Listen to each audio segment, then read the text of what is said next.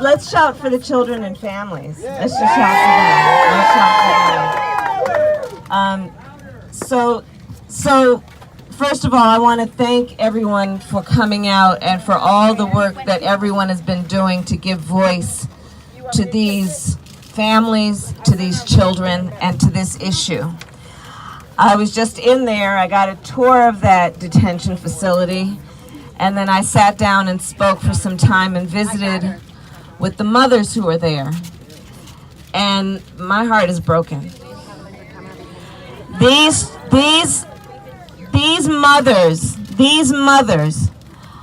have given testimony, if you will, have given the stories, have shared their stories, their personal stories that are a story of a human rights abuse being committed by the United States government.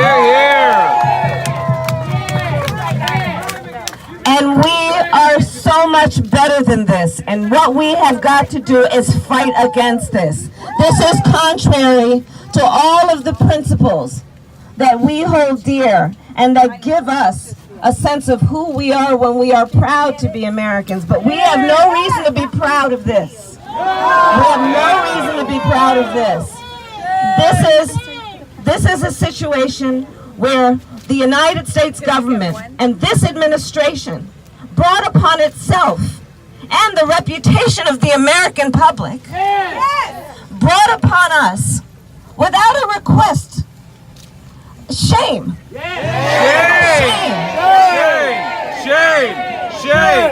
Shame. We have over 2,000 children, babies, who have been torn from their parents' arms. And they talk about it now, they're touting this executive order. Let's not be fooled. Let's not be fooled.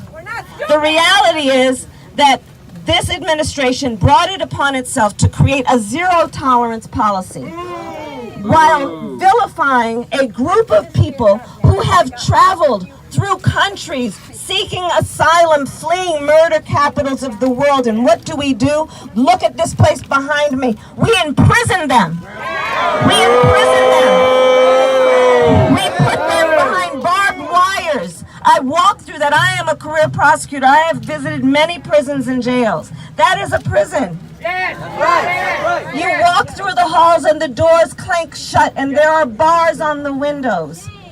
They get time to have recreation for a certain number of hours a day in a 500 square foot cell.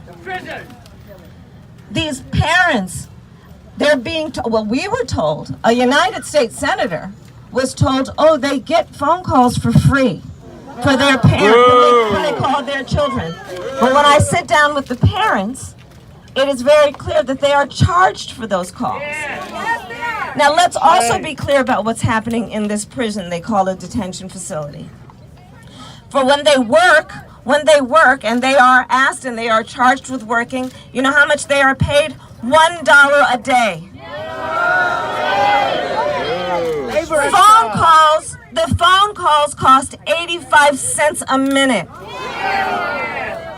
So I ask this administration, why would we think these parents should be any different than any one of us when we understand nothing can comfort our children more at the end of their day than knowing they can speak with their parent and receive a kiss and a hug, a good night story, time together to wish them sweet dreams and wake them in the morning with our voices. There is nothing that calms and comforts a child more. We are depriving over 2,000 children of the benefit of that, most of which arrived here with parents who believed it was safer for them to take that trek through Mexico, often through a caravan with a coyote even.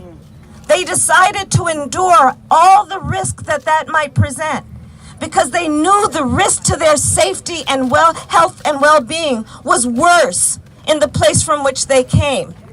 And when they arrive here, we call them criminals. We treat them like criminals.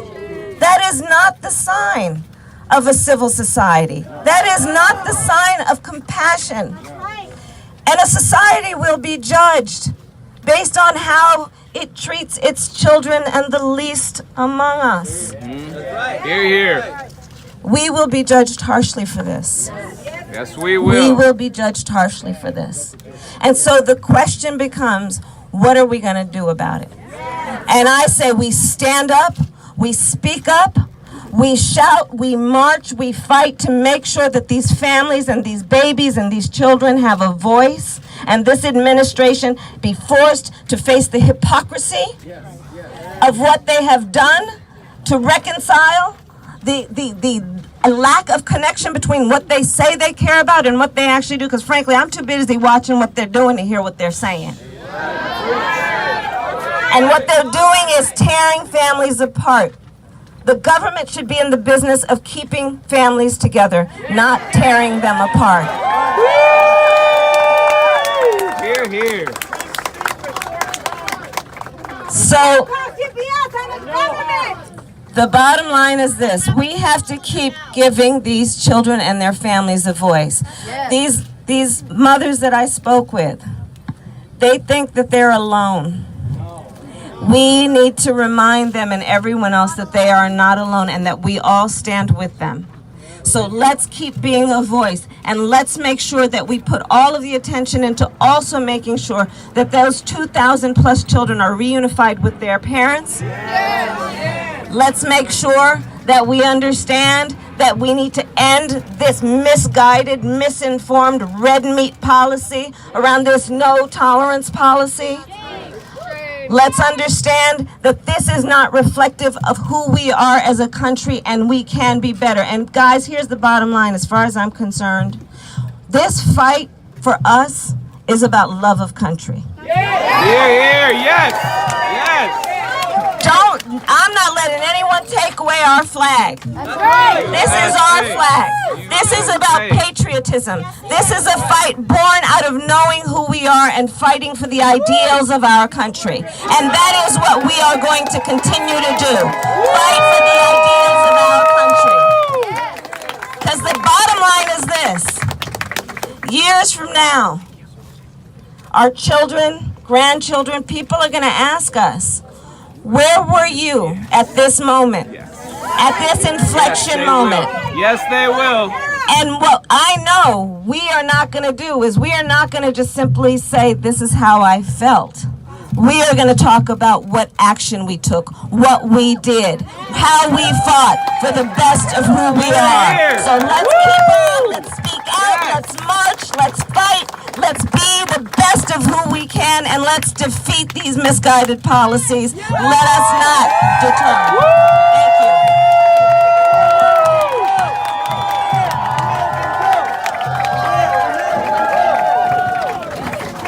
Let's give it up for Senator Harris. Senator Harris.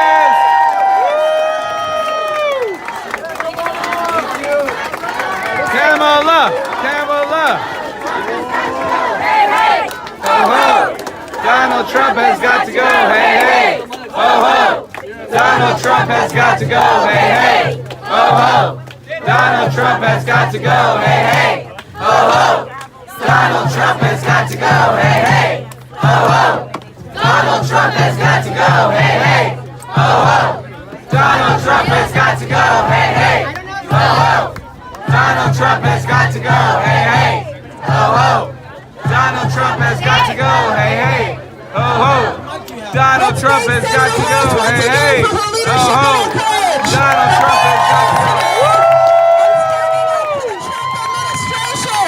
Thank you all to our speakers and participants. Thank you to the media for your coverage on this important matter. This press conference kicks off a weekend of protests and action, so who's ready to fight? That's right. Tonight at 7 p.m. there will be a Let Our Children Go interstate service at Lady of Mount Carmel Catholic Church in San Isidro. So tonight at 7 p.m. at Mount Carmel Catholic Church. Tomorrow, Indivisible and other groups are holding a Families Belong Together march starting at 10 a.m. Wendy Patterson right here is an organizer. There's more information with her and online. Flyers are being passed around. In closing, the Families was not resolved by the executive order. Thousands of children have been displaced and traumatized, and it's incumbent upon the Trump administration to be accountable for restoring the families it has broken. Every single child must be reunited with his or her family. Here we are, here we are. Sí se puede, Sí se puede, sí se puede, sí se puede, sí se puede, sí se puede, sí se puede, sí se puede.